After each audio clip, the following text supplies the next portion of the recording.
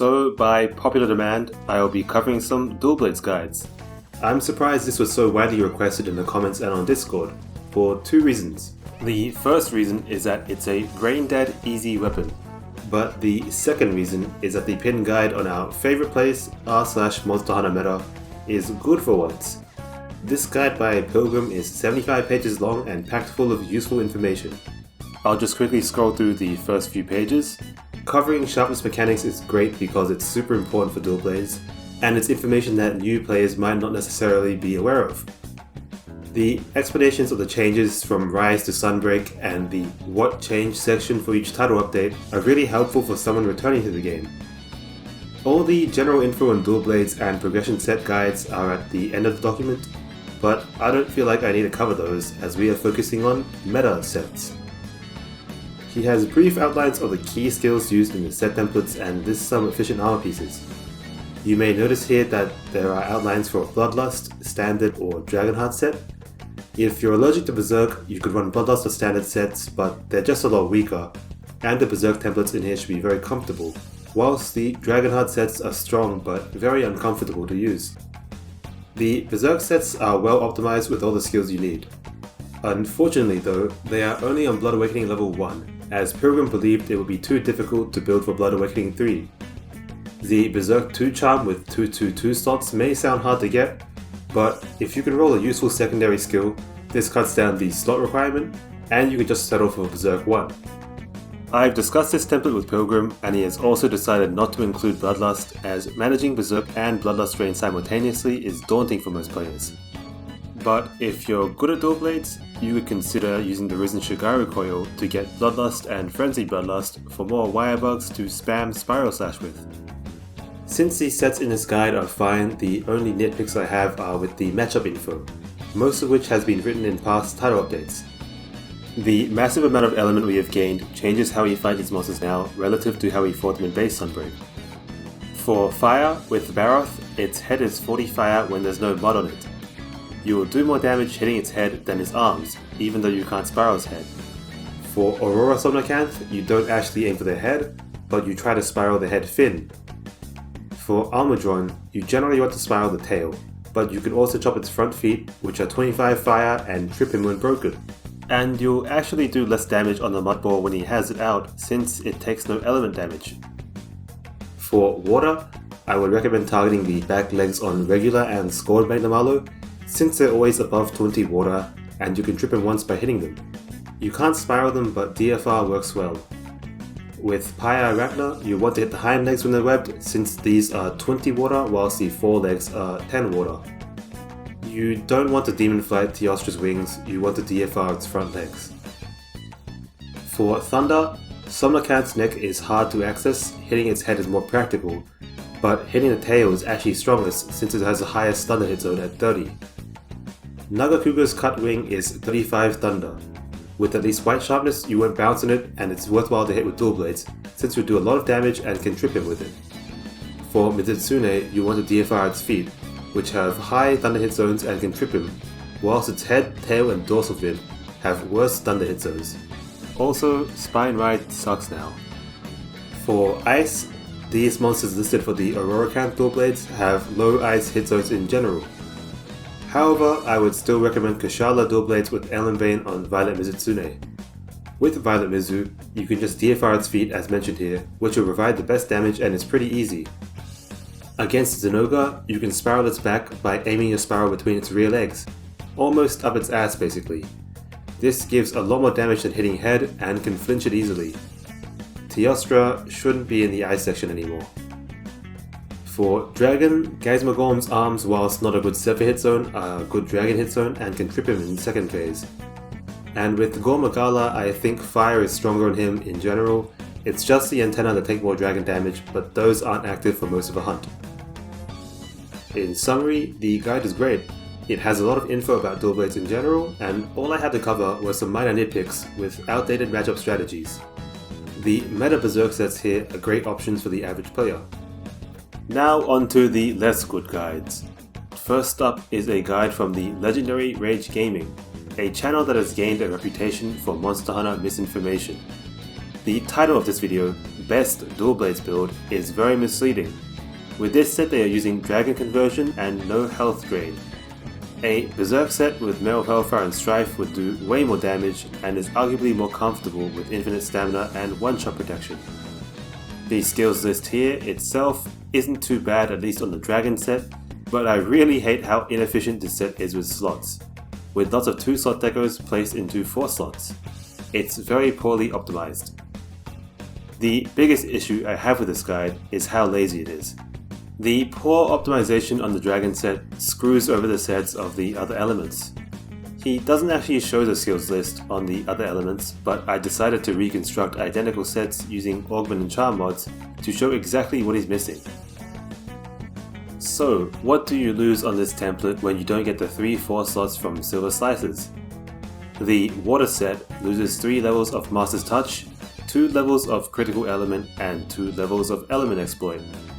No sharpness management aside, this is just straight up 15% less element damage, which is gigantic. The Fire set has even stupider decoration slottage, with a 1 slot in a 3 slot and a 1 slot in a 4 slot. If he just moves some decos around, he could gain a few skill points for free. On this set he loses 3 levels of Master's Touch, 2 levels of Critical Element, 2 levels of Element Exploit, and 1 level of Burst. The Ice set loses 3 levels of Master's Touch, 1 level of Critical Element, 2 levels of Element Exploit, and 1 level of Burst. I have no clue why he still opts to slot Handicraft 2 with the purple sharpness Kushala dual blades have naturally. Same issue with the Thunder sets. You could just have Master's Touch instead of Handicraft on dual blades with natural purple. But on this set, apart from no Master's Touch, he loses 1 level of Critical Element and 2 levels of Element Exploit. Across all these sets, you could just drop levels of Blood Right and rearrange decos, but the template itself is so bad that you still can't fit everything you need. He says he has a bad talisman and you can get more skills if you have a good talisman. Well, you can, but you still won't be able to make a good set, because this is a 4-point charm, and not even a 7-point charm can fill these gaps. Also, this math section at the end is wrong. He's calculating effective raw and element, but he makes a huge error in effective element by applying Dragon Attack 5's 20% bonus to the weapon's unaugmented base element, instead of the augmented base element. He claims Dragon Attack 5 adds 20% to the Silver Slices' base 40 element for plus 8, then adds the flat plus 4 for an additional 12 element. If you actually go in game and test it, what you really get is the augmented base 93 element plus 20% for 111 element, plus the flat 4 element to end up at 115 element. The 20% here is adding 18.6 element, not 8. I really dislike the practices RageGaming employs. The channel is big enough that they can just regularly pump out low effort clickbait and get views, and no effort at all is placed into actually optimizing sets and verifying information. Since the channel is so large, people are likely to trust them, meaning that tens of thousands of people are pretty much lied to every day and will waste their time making garbage sets like these ones. Next up is another Dragon Conversion set by Yokai Nox. This guide is a TU5 guide, and based on what he's been posting recently, I expect him to release a TU6 dual blades guide soon. But for now, I just want to address what I think are the shortcomings of this Dragon Conversion set. This set should be very comfortable to run, since it uses Heaven Sent 3 for infinite stamina and sharpness, and only has health drain from Bloodlust. The issue though is just that the set's damage is poorly optimized and is going to be way weaker than a Berserk set. First off, it has no Furious despite using Dragon Conversion, which is a huge 25 element you miss out on. The set also has Attack Boost 7. This is really inefficient for dual blades because Raw only contributes around 30% of total damage on this sort of no health drain set, so 10% more Raw gives 3% more damage in total for 7 skill points. If he instead spent these skill points on augmenting the set to get Furious 3, it would be so much stronger. Just to compare this set to a Berserk set, I used a modded training dummy with its hit zone set to 65 Sever and 25 Ice. I copied his set exactly using mods, and whilst my comparison set does have Blood Awakening on the armor, it's not active. I ate Element Resistance Dango and maxed out the Dragon Conversion buff on Blue Scroll. As you can see, a Berserk set still does almost 8% more damage, which is a huge difference. If you are absolutely allergic to Berserk, then Heaven Sent is an option, but I take issue with this set being labelled as the best Dual Blades build in TU5. You can't say that when your set's damage output is that much lower than an actual meta set. Next up is Paixxe. The title Strongest Dual Blades build sets off the alarm bells in my head, and I remember seeing this guy do a 4-player run where he spent most of the hunt in Archdemon mode instead of Demon mode. Annoyingly, he doesn't actually show the full skills list or the deco list, so once again I modded in an identical set. The set has 5 Handicraft and 3 Master's Touch, which is way too much sharpness for Kushala and Nawa Dual Blades. You could probably pick up Hellfire Cloak 3 or 4 by having less sharpness. Ideally you'd get some Wind Mantle, which the AI voiceover does mention, but the slotted Wirebug Whisperer 3 is usually sufficient. He did recommend Valstrax Dual Blades as a dragon option, which is wrong, and for some reason lists Evade Window 3 as a primary skill on a weapon that runs really fast and has a lot of iframes, but overall the set isn't bad. Calling it the strongest Dual Blades build though is just clickbait. A theoretical strongest build as at TU5 would have had Bloodlust, Frenzied Bloodlust and Frostcraft 3, but as far as meta templates go, I'm pleased to say that this is one of the better ones. Hydeout has made a very detailed guide on Dual Blade sets and how to develop them. The start of the video covers unaugmented sets that are pretty much progression options, which I have little expertise in. All I'd say is that Crit Element 3 is better than Crit Boost 3 on Dual Blades, so we should probably swap the deco here on the first 2 sets. My main focus though will be on his next 2 sets. He provides 2 templates, Heaven Sent and Blood Awakening, but the intention is to augment on 3 levels of Metal Hellfire and 2 levels of Strife. These templates are pretty good and you have all the essential skills, except for Kushala Blessing 3. The issue is that without Kushala Blessing 3, your HP will continually drain with Berserk, even if you eat Super Recovery Dango and drink Immunizer. The sets do have Bloodlust, which refills your HP bar when cured, but before Blood Rite kicks in, your HP will be draining the whole time even when Bloodlust is cured. On monsters with late part breaks, this can make these sets pretty uncomfortable to play. He says his Heaven Sent template has a lot more room for comfort and the Blood Awakening set has more damage. Personally, I just recommend the Blood Awakening set since the utility from Heaven Sent is pretty limited on Berserk Dual Blades. After this, he explains why he doesn't like Dragon Conversion Dual Blades. I agree with the points he makes in regards to the high cost for little to no benefit. The template he shows as an example though is weird. It has Dragon Conversion 4 but only Burst 1, and it's a no HP drain build. Overall, this set is going to do way less damage than the Berserk set, and you shouldn't invest in Dragon Conversion. He very briefly covers a Berserk Frostcraft template, but I don't think it's really comprehensive enough to give viewers a solid template for Frostcraft sets. Just getting a Frostcraft charm and slapping it onto a previous template leads to a whole range of skill prioritization and optimization issues, since inevitably you're losing 3 other skill points. It would be nice here if you could actually run through some finalized augmented templates. This point applies to the other sets too, as it would be clearer what the end goal for augmenting looks like. He also has some raw Piercing Bind templates for the fun of it, but I don't want to cover these. They're just shit damage and not better. So overall, his endgame Berserk templates are pretty good, but they miss out on a key skill in Kushala Blessing 3, which enables truly brain-dead OP Dual Blades gameplay. These sets are still very strong, but you have to scroll swap more and lose comfort and DPS because of this. Lastly, I have a guide by Madam Baked, who personally requested that I roast him. So here it is. All his old Dual Blades guides suck and have some really stupid builds in them. However, I won't cover those. I'll just be covering his latest build guide, which I'm glad to say is pretty good. His first template is for a Blood Awakening Berserk set. He only gets Blood Awakening 2 on his Fire version, which is fine because of slot restrictions, and the other templates are on Blood Awakening 3. It would have been nice to have some Wind Mantle, but otherwise there isn't much missing. He manages to fit Hellfire Cloak 4 on the Ice version since it has better sharpness, which is neat. Strangely though, he doesn't do the same with the Thunder version and instead gets 2 Handicraft and 10% more affinity. I don't think that extra Handicraft is necessary and the affinity overcaps now. Hellfire Cloak would have probably been more useful in this set. On the Dragon set, he actually miscalculates his affinity.